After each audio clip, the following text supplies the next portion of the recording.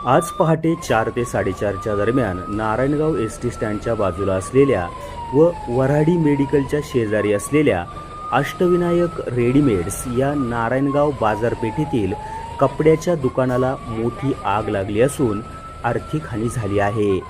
या घटनेत कोणत्याही स्वरूपाची जीवितहानी झाली नसून या दुकानात असलेला लाखो रुपयांचा माल जळून खाक झाला आहे। शॉर्ट सर्किटमुळे आग लागल्याचा प्राथमिक अंदाज व्यक्त केला जात आहे। नारायणगावचे उपसरपंच बाबू पाटे व ग्रामस्थांनी मोठ्या संख्येने जमून ही आग नियंत्रणात आणण्याचा प्रयत्न केला।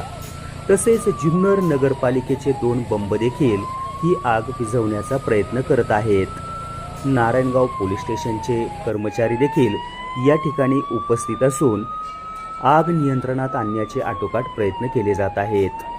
हे दुकान भर बाजारपेठेत असल्याने आजूबाजूला अनेक महत्त्वाची दुकाने व व्यवसाय देखील आहेत। त्यामुळे ग्रामस्थांकडून व अग्निशमक दलाकडून शर्थीचे प्रयत्न सुरू आहेत।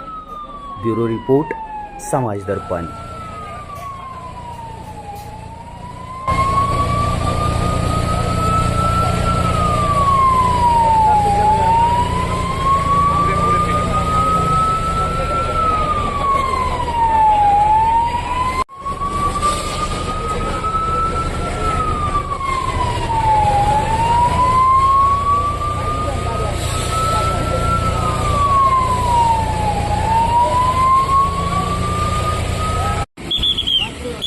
बरोबर जाऊ पुढं